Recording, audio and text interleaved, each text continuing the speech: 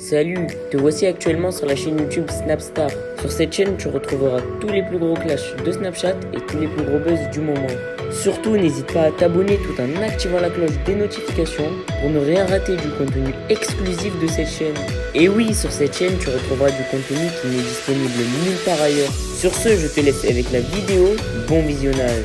Comme vous avez pu le constater en regardant la miniature et le titre de cette vidéo, aujourd'hui nous allons principalement parler de Magali et de Maeva Guénam. Vous devez certainement tous la connaître, Magali Berda c'est une femme d'affaires et Maeva Guénam c'est une candidate de télé-réalité. Comme vous le savez, depuis quelques jours, Magali et Mila Jasmine se sont fortement rapprochées alors qu'elle est en guerre avec Maeva Guénam. Dans cette vidéo, Magali est très en colère et elle a réagi à l'énorme polémique qui concerne la personne qui a dansé dans une église. En effet, la célèbre patronne s'est permise de donner des leçons de morale alors qu'elle est hypocrite avec Maeva. Je vous laisse sans plus tarder avec la prise de parole de Magali et n'oubliez pas que vous pouvez donner votre avis dans l'espace commentaire. Avant ça, ça me prenait pas à cœur parce que voilà, je l'ai dit, je m'en suis pas cachée. Moi, je suis pas allée voter. Je suis même pas inscrite sur la liste électorale. Je vais vous montrer. Parce que voilà, c'était pas ma priorité. Et je pense qu'à un moment donné dans la vie, il faut savoir se remettre en question et se demander ce que c'est vraiment vos priorités. Et je trouve que l'avenir de mes filles, aujourd'hui pour moi, c'est ma priorité. Sauf que je peux pas avancer dans ma vie comme si de rien n'était sans saisir cette opportunité que j'ai d'aller voter et de choisir mon président ou ma présidente. Parce que la personne qui dirige le pays, et il y a quelque chose qu'on m'a souvent dit dans les immersions, d'ailleurs tous ceux que j'ai pour l'instant suivis, les 4, il y en a d'autres qui arrivent là bientôt, tous ceux que j'ai suivis m'ont dit la même chose, et c'est une phrase très intelligente, et quel que soit le parti, que ce soit gauche, droite, centre, on m'a dit la même chose. Si tu n'aimes pas la politique, si tu ne t'intéresses pas à la politique s'intéresse à toi.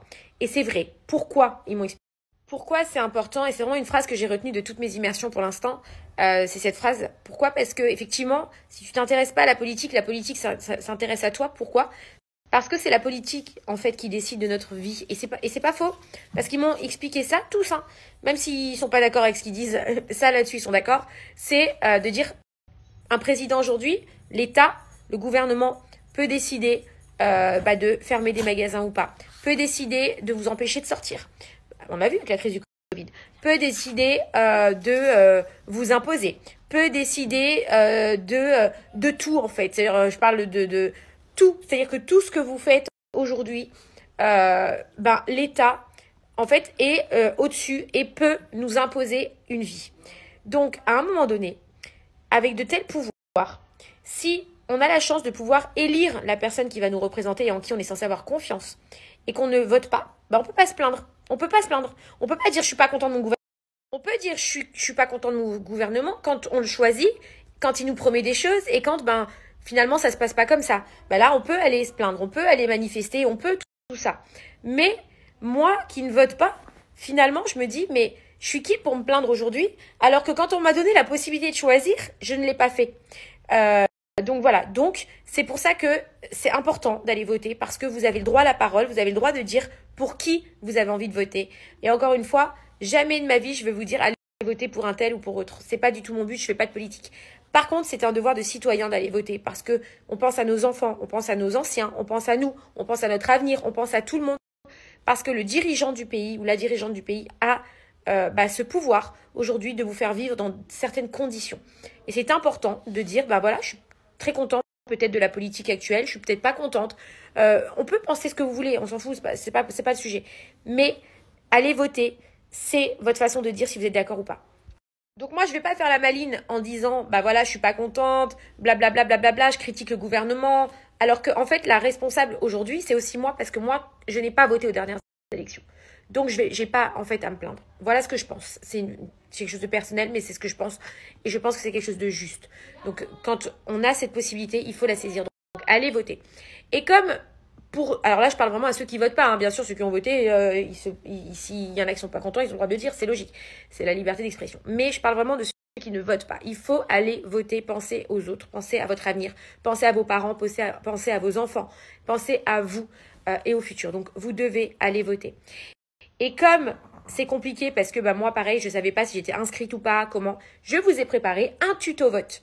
voilà, que je vais vous poster à tous. Ça prend 5 minutes et vous allez, j'espère, tous le suivre. Pour ceux qui ne sont pas inscrits, pour ceux qui ne savent pas, qui se sont désintéressés, ne vous désintéressez pas. Allez voir ce tuto et faites-en de même. C'est un bon conseil. Donc, allez voir ce tuto. Faites-le tourner un maximum pour montrer aux gens que c'est pas difficile. Ça prend exactement 4 minutes 30.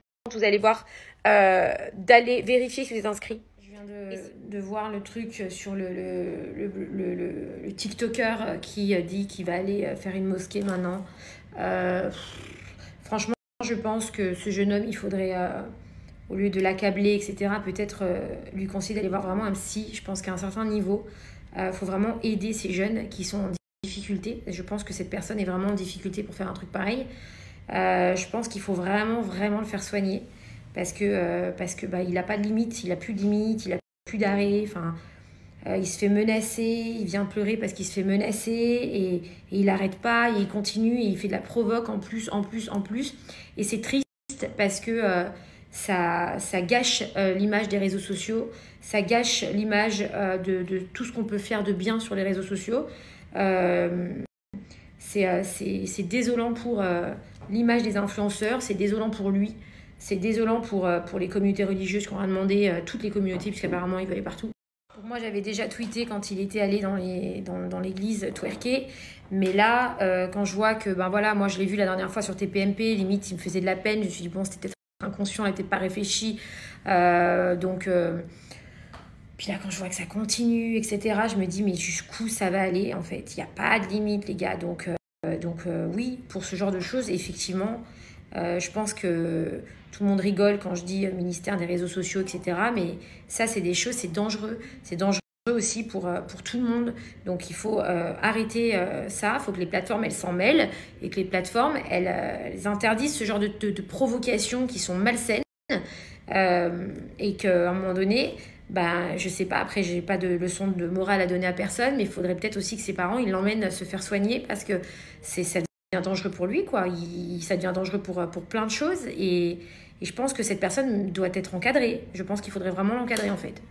Effectivement, je trouve qu'il y a une grosse prise de conscience à avoir de la part des agences, des influenceurs, de tout le monde parce que voilà, je trouve que là, il y a un moment, il faut peut-être que tout le monde prenne ses responsabilités. Je suis la première à me remettre en question. Je l'ai fait sur le plateau de TPMP, à dire peut-être que effectivement j'ai pris en compte que mes priorités n'étaient plus les mêmes et que je devais voir les choses différemment aujourd'hui parce que j'évolue et que je suis contente même de me remettre en question. Moi, j'ai pas de problème à ça. J'ai pas de souci de me dire que peut-être qu'à un moment donné, j'ai pas fait attention à ça, donc...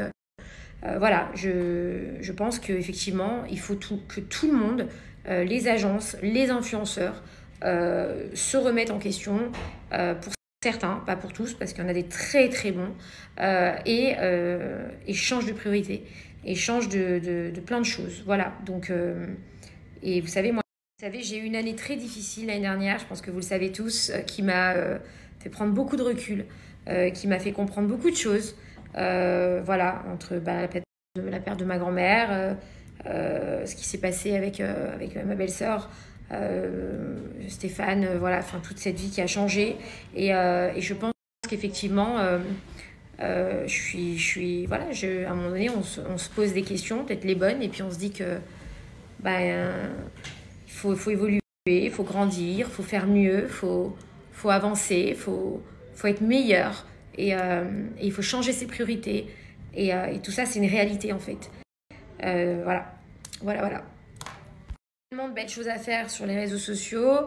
Je pense qu'il y a plein de messages qu'on peut passer, il y a plein de bonnes actions qu'on peut faire et que c'est dommage de ne pas en prendre conscience et qu'à un moment donné il faut responsabiliser tout le monde et attention, les agences les premières, je dis pas qu'on a été parfait, ou je dis pas que c'est loin de là, évidemment qu'on a tous notre part de responsabilité, mais qu'à un moment donné, justement l'intelligence c'est de savoir dire stop et de grandir, quoi. Je sais pas, faut arrêter, c'est un carnage, c'est franchement voilà, c'est quand je vois ce gamin qui va twerker dans une église et qui retourne et qui maintenant dit qu'il va aller dans les mosquées et je ne sais quoi, mais c'est trop, enfin je veux dire et à la fois c'est triste en vrai, parce que être influenceur, c'est un beau métier, c'est un très beau métier. Si finalement, je pense que ce genre de personnes, on ne peut pas les appeler des influenceurs, je pense qu'à un moment donné, il faut savoir différencier ce mot qui est un beau mot. Et je pense qu'aujourd'hui, cette personne-là, par exemple, est une... Merci à toi d'avoir visionné cette vidéo et surtout n'hésite pas à liker la vidéo et à nous donner ton avis dans l'espace commentaire. Sur ce, on se retrouve dans une prochaine vidéo. Peace.